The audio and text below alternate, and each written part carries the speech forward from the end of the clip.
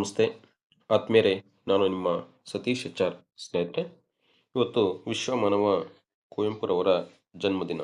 ಈ ದಿನದ ನಿಮಿತ್ತ ಒಂದಿಷ್ಟು ಮಾಹಿತಿ. ಕರ್ನಾಟಕದಲ್ಲಿ ಮಹಾನ್ ಪಂಡಿತರಿಂದ ಸಾಮಾನ್ಯ ಜನಗಳವರೆಗೆ ಗೊತ್ತಿರುವ ಸಾಹಿತ್ಯ ಕ್ಷೇತ್ರದ ಪ್ರಸಿದ್ಧ ಹೆಸರು ಕುವೆಂಪು. ಒಂದು ರೀತಿಯಲ್ಲಿ ಎಲ್ಲರೂ ಒಪ್ಪುವ ಹಿರಿಮೆಯ ಹೆಸರು ಕುವೆಂಪು. ಇದು ಈ ಮಹಾನ್ ತೇಜದ ಸಂಸ್ಕರಣೆ ದಿನ. 20ನೆಯ ಶತಮಾನದಿಂದ ಈಚೆಗಿನ ಕನ್ನಡ ಸಾಹಿತ್ಯ ಚರಿತ್ರೆ ಕುವೆಂಪು ಅವರ ಸಾಹಿತ್ಯ ಬೆಳವಣಿಗೆ, ಸಾಧನೆ, ಸಿದ್ಧಿಗಳಿಂದ ಅವರು ಇತರ ಕವಿಗಳ ಮೇಲೆ ಬೀರಿದ ಪ್ರಭಾವದಿಂದ ಕಂಗೊಳಿಸುತ್ತಿದೆ. ಕಾವ್ಯ, ನಾಟಕ, ಸಣ್ಣ ಕಥೆ, ಕಾದಂಬರಿ, ವಚನ, ಕವನ, ಮಹಾಕಾವ್ಯ, ಸಾಹಿತ್ಯ ವಿಮರ್ಶೆ ಈ ಒಂದೊಂದು ಪ್ರಕಾರದಲ್ಲೂ ಗಣನೀಯವಾದ ಕೊಡುಗೆಯನ್ನು ಕುವೆಂಪು ನೀಡಿದ್ದಾರೆ. ಕನ್ನಡಕ್ಕೆ ರಾಷ್ಟ್ರಮಟ್ಟದ ಖ್ಯಾತಿಯನ್ನು ತಂದುಕೊಟ್ಟ ಮೊದಲಿಗರಲ್ಲಿ ಅವರು ಒಬ್ಬರು. ಕುವೆಂಪು ಅವರ ಪೂರ್ಣ ಹೆಸರು ಕುಪ್ಪಳ್ಳಿ ವೆಂಕಟಪ್ಪ ಪುಟ್ಟಪ್ಪ. ಶಿವಮೊಗ್ಗ ಜಿಲ್ಲೆಯ ತೀರ್ಥಹಳ್ಳಿ ಬಳಿ ಹರಿಯುತ್ತಿರುವ ತುಂಗಾ ನದಿಯನ್ನು ದಾಟಿ 9 ಮೈಲು ಹೋದರೆ ಕಾಡಿನ ನಡುವೆ ಬೆಟ್ಟಕ್ಕೆ ಅಂಟಿಕೊಂಡಂತೆ ಇರುವ ಮನೆ ಕುಪ್ಪಳ್ಳಿ. ಅದೇ ಅವರ ಊರು. ಅವರು ಹುಟ್ಟಿದ್ದು ಮಾತ್ರ ಕೊಪ್ಪಕ್ಕೆ ಸಮೀಪವಾದ ಹಿರೇಕೊಡಗೆಯಲ್ಲಿದ್ದ ತಮ್ಮ ತಾಯಿಯ ತವರು ಮನೆಯಲ್ಲಿ. 1904ರ ಡಿಸೆಂಬರ್ 29ನೇ ತಾರೀಕು ಕುವೆಂಪು ಬೆಳೆದದ್ದು ಕುಪ್ಪಳ್ಳಿಯಲ್ಲಿ. ಮನೆಯ ಸುತ್ತಲಿನ ಸುಂದರ ಪರಿಸರ, ಪ್ರಕೃತಿ ಸಂಪತ್ತು, ಹಿರಿಯರ ಜೊತೆ ಪಾಲ್ಗೊಳ್ಳುತ್ತಿದ್ದ ಶಿಕಾರಿಯಂತಹ ಸಾಹಸ ಯಾತ್ರೆಗಳು ಈ ಎಲ್ಲವೂ ಕವಿ ಶಿಶುವಿನ, ಕವಿ ಬಾಲಕನ, ಕವಿ ತರುಣನ ಚೇತನದ ಆಳಕ್ಕೆ ನದಿಯಾಗಿ, ಜಲಪಾತವಾಗಿ ಧುಮ್ಮಿಕ್ಕಿ ಮಡುಗಟ್ಟಿ ನಿಂತಿರುವು. ಕವಿ ಬಾಲಕನಿಗೆ ಚಿಕ್ಕನಿಂದಲೇ ಸಾಹಿತ್ಯ ಸಂಸ್ಕಾರವೂ ದೊರಕಿತು. ಮನೆಯಲ್ಲಿ ತಂದೆ, ಚಿಕ್ಕಪ್ಪ ಇಬ್ಬರು ಸಾಹಿತ್ಯಾಸಕ್ತರು. ಜೈಮಿನಿ ಭಾರತ, ತೊರವೆ ರಾಮಾಯಣಗಳ ವಾಚನ ಮನೆಯಲ್ಲಿ ನಡೆಯುತ್ತಿತ್ತು. ಬಾಲಕ ಅದನ್ನು ಆಸಕ್ತಿಯಿಂದ ಕೇಳುತ್ತಿದ್ದ. ಹುಡುಗನಿಗೆ ಜೊತೆಯ ಇತರ ಬಾಲಕರೊಡನೆ ಮನೆಯೇ ಶಾಲೆಯೂ ಆಯಿತು. ಅನೇಕ ಹೈಗಳು ಬಂದು ಹೋಗಿ ಮಾಡಿ ವಿದ್ಯಾಭ್ಯಾಸ ಕುಂಟುತ್ತಾ ನಡೆಯಿತು. ಕಡೆಗೆ ರೋಮನ್ ಕ್ಯಾಥೋಲಿಕ್ ಹೈಗಳು ಒಬ್ಬರು ಇಂಗ್ಲಿಷ್ ಭಾಷಾ ಸಾಹಿತ್ಯಗಳ ಪರಿಚಯ ನೀಡಿದರು. 8ನೇ ವಯಸ್ಸಿನಲ್ಲಿ ಅವರನ್ನು ತೀರ್ಥಹಳ್ಳಿ ಶಾಲೆಗೆ ಸೇರಿಸಲಾಯಿತು. ಮೊದಲನೆಯ ಮಹಾಯುದ್ಧದಲ್ಲಿ ಅವರ ಕುಟುಂಬಕ್ಕೆ ಆದ ನಷ್ಟಗಳಿಂದ ಅವರ ಕುಟುಂಬ ಸಹ ತೀರ್ಥಹಳ್ಳಿಗೆ ವಾಸ್ತವ್ಯ ಬದಲಾಯಿಸಿತು. ಚಿಕ್ಕವರಾದ ಪುಟ್ಟಪ್ಪ ಅವರ ತಾಯಿ ಮತ್ತು ಪುಟ್ಟಪ್ಪನವರಿಗಿಂತಲೂ ಕಿರಿಯರಾದ 2 ಹೆಣ್ಣು ಮಕ್ಕಳನ್ನು ಅವರ ತಂದೆ ಅಗಲಿದರು. ಮುಂದೆ ಪುಟ್ಟಪ್ಪನವರ ವಿದ್ಯಾಭ್ಯಾಸ ಮೈಸೂರಿನ ಆರ್ಡಿಕ್ ಹೈಸ್ಕೂಲ್ನಲ್ಲಿ ಮುಂದುವರಿಯಿತು. ಶೆಲ್ಲಿ, ವರ್ಡ್ಸ್ವರ್ತ್, ಕಿಟ್ಸ್ ಮುಂತಾದ ಆಂಗ್ಲ ಕವಿಗಳ ಕವನಗಳನ್ನು ಸ್ವತಂತ್ರವಾಗಿ ಓದುವ ಶಕ್ತಿ ಅವರಿಗೆ ಬಂದಿತ್ತು. ಟಾಲ್ಸ್ಟಾಯ್ ಕಾದಂಬರಿಗಳು, ಪೌರಾತ್ಯ, ಪಾಶ್ಚಾತ್ಯ ತಜ್ಞರ ಬರವಣಿಗೆಗಳು ಅವರ ಭಾವಬುದ್ಧಿಗಳಿಗೆ ಪುಷ್ಟಿ ನೀಡಿದವು. ಶ್ರೀರಾಮಕೃಷ್ಣಾಶ್ರಮದ ಮೈಸೂರು ಶಾಖೆಯ ಅಧ್ಯಕ್ಷರಾದ ಶ್ರೀ ಸ್ವಾಮಿ ಸಿದ್ದೇಶಾನಂದರು ಬಾಲಕನಿಗೆ ತುಂಬ ಪ್ರಿಯರಾಗಿ ಅವನ ಸಕಲ ಯೋಗಕ್ಷೇಮವನ್ನು ವಹಿಸಿಕೊಂಡರು. ಸರ್ವಧರ್ಮ ಸಮನ್ವಯಾಚಾರ್ಯರಾದ ಶ್ರೀರಾಮಕೃಷ್ಣ ಪರಮಹಂಸರು ಅವರ ಶಿಷ್ಯರಾದ ಸ್ವಾಮಿ ವಿವೇಕಾನಂದರು ಪುಟ್ಟಪ್ಪನವರಿಗೆ ಆದರ್ಶ ವ್ಯಕ್ತಿಗಳಾಗಿದ್ದರು. ಇಂಗ್ಲಿಷ್ ಕವಿಗಳ ಸಂಮೋಹನ, ಇಂಗ್ಲಿಷ್ ಭಾಷೆ, ಛಂದಸ್ಸುಗಳ ಮೇಲಣ ಪ್ರಭುತ್ವ ಇವು ಬಾಲಕ ಪುಟ್ಟಪ್ಪನಲ್ಲಿ ಹೊಸ ಆಶೆ ಆಕಾಂಕ್ಷೆಗಳನ್ನು ಅರಳಿಸಿದವು. 18ರ ಹರೆಯದ ಪುಟ್ಟಪ್ಪ 1922ರಲ್ಲಿ ತಮ್ಮ ಇಂಗ್ಲಿಷ್ ಕವನಗಳ ಪುಟ್ಟ ಸಂಕಲನವೊಂದನ್ನು ಬಿಗಿನರ್ಸ್ ಮ್ಯೂಸ್ ಎಂಬ ಹೆಸರಿನಲ್ಲಿ ಪ್ರಕಟಿಸಿದರು. ಆಗಿನ್ನೂ ಅವರು ಹೈಸ್ಕೂಲು 3ನೆಯ ತರಗತಿಯ ವಿದ್ಯಾರ್ಥಿ. ಕವನಗಳನ್ನು ಓದಿದ ಮಿತ್ರರು, ಹಿರಿಯರು ಕವನಗಳ ಭಾಷೆಗೆ, ಉಪಮೆ, ರೂಪಕಗಳಿಗೆ, ವಸ್ತು ವೈವಿಧ್ಯಕ್ಕೆ, ಕಲ್ಪನಾ ಚಾತುರ್ಯಕ್ಕೆ ಮಾರು ಹೋದರು. ಆಕಸ್ಮಿಕ ಎಂಬಂತೆ ಮೈಸೂರಿಗೆ ಬಂದಿದ್ದ ಐರಿಷ್ ಕವಿ ಜೇಮ್ಸ್ ಕಸಿನ್ಸ್ ಅವರು ಪುಟ್ಟಪ್ಪನವರು ತಮ್ಮ ಕವನಗಳನ್ನು ತೋರಿಸಿದರು. ಕವನಗಳನ್ನು ಓದಿದ ಜೇಮ್ಸ್ ಕಸಿನ್ಸ್ ಮೆಚ್ಚಿ ಪ್ರೋತ್ಸಾಹಿಸುವುದರ ಬದಲು ರವೀಂದ್ರರು ತಮ್ಮ ತಾಯಿನುಡಿಯಾದ ಬಂಗಾಳಿಯಲ್ಲಿ ಬರೆದಂತೆ ನೀನು ನಿನ್ನ ತಾಯಿನುಡಿಯಾದ ಕನ್ನಡದಲ್ಲಿ ಬರೆ, ಉತ್ತಮ ಕವಿಯಾಗುತ್ತೀಯ ಎಂದರು. ಆ ಕ್ಷಣದಲ್ಲಿ ಪುಟ್ಟಪ್ಪನವರಿಗೆ ಅದನ್ನು ಒಪ್ಪುವ ಮನಸ್ಸು ಮೂಡಲಿಲ್ಲವಾದರೂ ಮುಂದೆ ತಮ್ಮ ಏಪ್ರಿಲ್ ಎಂಬ ಆಂಗ್ಲ ಕವನವನ್ನು ಚೈತ್ರ ವೈಶಾಖ ಎಂದು ಅನುವಾದಿಸಿ ಪ್ರಕಟಿಸಿದರು. ಕವಿಯ ಜೀವನವಾಹಿನಿ ಇಂಗ್ಲಿಷ್ನಿಂದ ಕನ್ನಡದ ಕಡೆಗೆ ತಿರುಗಿ ಹರಿಯತೊಡಗಿತು. ಕೆ.ವಿ. ಪುಟ್ಟಪ್ಪನವರ ವಿದ್ಯಾಭ್ಯಾಸ ಮುಂದುವರಿಯಿತು. BA ಓದುವ ಸಮಯದಲ್ಲಿ ಅನಾರೋಗ್ಯ ಉಂಟಾಗಿ ಆಸ್ಪತ್ರೆಗೂ ದಾಖಲಾಗಿ ನಂತರದಲ್ಲಿ ನಾ. ಕಸ್ತೂರಿ ಮತ್ತು ಸ್ವಾಮಿ ಸಿದ್ದೇಶ್ವರಾನಂದರ ಒತ್ತಾಸೆಯಲ್ಲಿ ರಾಮಕೃಷ್ಣಾಶ್ರಮಕ್ಕೆ ವಾಸ್ತವ್ಯ ಬದಲಾಯಿಸಿದರು. ಅವರ ಓದು ಮುಗಿದು ಅಧ್ಯಾಪಕ ವೃತ್ತಿಯಲ್ಲಿದ್ದಾಗಿನ ದಿನದಲ್ಲಿ ಕೂಡ ಶ್ರೀರಾಮಕೃಷ್ಣಾಶ್ರಮವೇ ಅವರ ಮನೆಯಾಯಿತು. ಪುಟ್ಟಪ್ಪನವರ ಕನ್ನಡ ಕವನಗಳು ಜನಪ್ರಿಯವಾದವು. ವಿದ್ಯಾರ್ಥಿಗಳು ಮಾತ್ರವಲ್ಲದೆ ಅಧ್ಯಾಪಕ ವರ್ಗದಲ್ಲಿ ಪ್ರೊಫೆಸರ್ ಟಿ. ಎಸ್.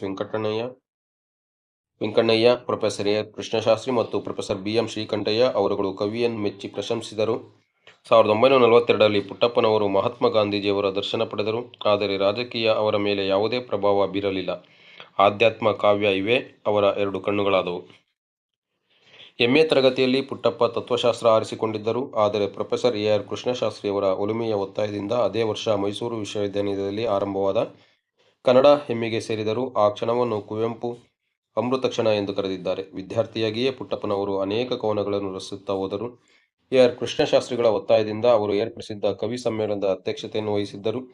ಅವರನ್ನು ನೋಡುವುದಕ್ಕೆ ಜನ ಸೇರು ಬಿದ್ದುದರಲ್ಲಿ ಆಶ್ಚರ್ಯವಿರಲಿಲ್ಲ. ಏಕೆಂದರೆ ಕೃಷ್ಣಶಾಸ್ತ್ರಿಗಳು ವರ್ಣಿಸಿರುವಂತೆ ವಿದ್ಯಾರ್ಥಿಯಾಗಿದ್ದಾಗ ಅವರು ಬೇಲೂರು ಗುಡಿಯ ಗೋಡೆಯ ಮೇಲೆ ಕೆತ್ತಿದ ದೇವತಾ ವಿಗ್ರಹದಂತೆ ಇದ್ದರು. MA ತರಗತಿಯಲ್ಲಿ ಸೇರಿದ ಮೊದಲಲ್ಲಿ ಜಲಗಾರ, ಅನಂತರ ಯಮನ ಸೋಲು ನಾಟಕಗಳನ್ನು ಪುಟ್ಟಪ್ಪನವರು ರಚಿಸಿದರು. ಅವೆರಡೂ ಭಾರೀ ಯಶಸ್ಸು ಗಳಿಸಿದ್ದವು.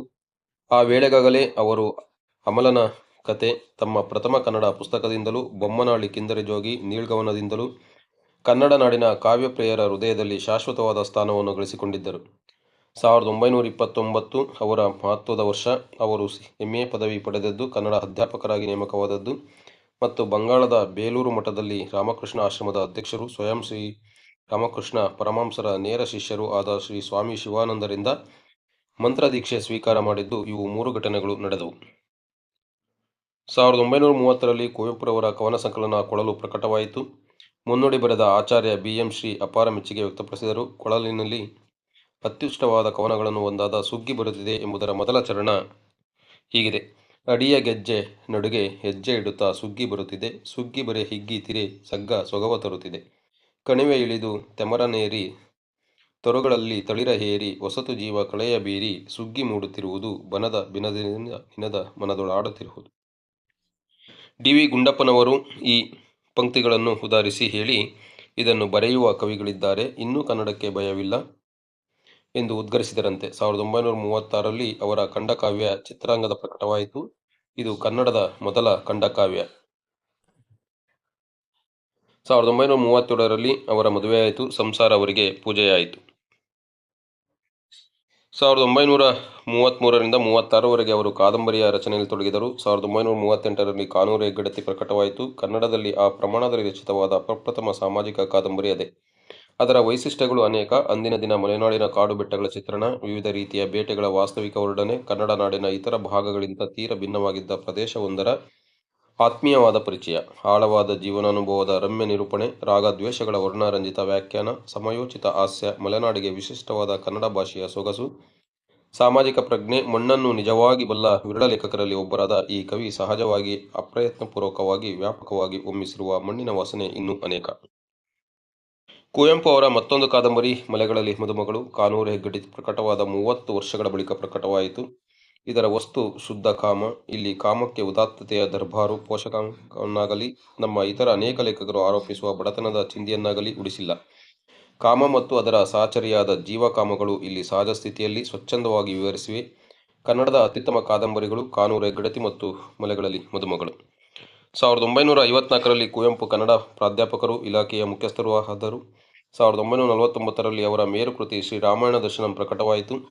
25,000 ಪಂಕ್ತಿಗಳ ಮಹಾಕಾವ್ಯವಿದು. ಕುವೆಂಪು ವಾಲ್ಮೀಕಿ ರಾಮಾಯಣವನ್ನು ಉತ್ತಮಪಡಿಸುತ್ತೇನೆ ಎಂದು ಈ ಕಾರ್ಯಕ್ಕೆ ಹೋಗಿಲ್ಲ. ಈ ಯುಗದ ಹೊಸ ಕಾಣಿಕೆಯ ಹಿನ್ನೆಲೆಯಲ್ಲಿ ಹೊಸ ರೀತಿಯಲ್ಲಿ ಹೇಳುತ್ತೇನೆ ಎಂದರು. ಅವರ ಕಣ್ಣಿನಲ್ಲಿ ರಾಮಾಯಣ ಬರಿಯ ಕಥೆಯಲ್ಲ, ಇತಿಹಾಸವೂ ಅಲ್ಲ, ಅಲೌಕಿಕ ಸತ್ಯಗಳನ್ನು ಪ್ರತಿಬಿಂಬಿಸುವ ಸತ್ಯಸ್ಥ ಸತ್ಯ ಘಟನೆ. ಶ್ರೀರಾಮ ಆ ಲೋಕದಿಂದ ಅವತರಿಸಿ ಬಂದು ಈ ಲೋಕ ಸಂಭವೆಯಾದ ಸೀತೆಯನ್ನು ವರಿಸುತ್ತಾನೆ. ಆ ನೆಪದಿಂದ ಮೃತ್ ಶಕ್ತಿಯನ್ನು ಎಂದರೆ ಬರೀ ಇಂದ್ರಿಯ ಜಗತ್ತೇ ಸತ್ಯ ಎಂದು ಮರ್ದಿಸಿ ಚೈತನ್ಯ ಶಕ್ತಿಯನ್ನು ಎಂದರೆ ಆತ್ಮದ ಶಕ್ತಿಯನ್ನು ಬೆಳಗುತ್ತಾನೆ. ಕುವೆಂಪು ಶೇಕ್ಸ್ಪಿಯರ್ನ ನಾಟಕಗಳ ರೂಪಾಂತರವಾದ ಬಿರುಗಾಳಿ, ದಿ ಟೆಂಪೆಸ್ಟ್ ಮತ್ತು ರಕ್ತಾಕ್ಷಿ ಹ್ಯಾಮ್ಲೆಟ್ಗಳನ್ನು ನೀಡಿದ್ದಾರೆ. ವಾಲ್ಮೀಕಿಯ ಭಾಗ್ಯ, ನನ್ನ ಗೋಪಾಲ ಮಕ್ಕಳಿಗಾಗಿ ಬರೆದದ್ದು. ಸ್ಮಶಾನ, ಕುರುಕ್ಷೇತ್ರ ನಾಟಕಗಳನ್ನು ಬರೆದರು. ಸ್ಮಶಾನ, ಕುರುಕ್ಷೇತ್ರ ನಾಟಕ ರಚಿಸಿದಾಗ ಅವರಿಗೆ ಕೇವಲ 26 ವರ್ಷ. ಆ ತಾರುಣ್ಯದಲ್ಲೇ ಜೀವನವನ್ನು ಸಮಗ್ರವಾಗಿ ನೋಡಿ ಬದುಕಿಗೆ ಏನೇನು ಅರ್ಥವಿಲ್ಲ ಎಂಬುದನ್ನು ಅಥವಾ ಬದುಕಿನ ಅರ್ಥ ಇಷ್ಟೇ ಎಂಬುದನ್ನು ನಿರ್ಣಯಿಸಿ ಕಾವ್ಯವಾಣಿಯಲ್ಲಿ ಮಹಾದೇವ ಮಹಾರುದ್ರರ ಬಾಯಲ್ಲಿ ಹೀಗೆ ಆಡಿಸುವುದು ಆಶ್ಚರ್ಯದ ಸಂಗತಿಯಲ್ಲಿ ಒಂದಾಗಿದೆ: ಎಲ್ಲ ದಾನಗಳು, ಎಲ್ಲ ಧರ್ಮಗಳು ಕಡೆಗಿಲ್ಲಿಗೆ ಎನ್ನ ಬಳಿಗೆ, ಎಲ್ಲ ಪಾಪಗಳು, ಎಲ್ಲ ಪುಣ್ಯಗಳು ಕಡೆಗೊಂದು ನಗೆಗೆ ಭಸ್ಮ ಮೆನಗೆ. ಅವರ ನಾಟಕಗಳ ಪಂಕ್ತಿಯಲ್ಲಿ ಕಲೆಯ ದೃಷ್ಟಿಯಿಂದಲೂ ದರ್ಶನ ದೃಷ್ಟಿಯಿಂದಲೂ ಅತ್ಯಂತ ಉತ್ತಮವಾದದ್ದು ಬೆರಳಿಗೆ ಕೊರಳ್.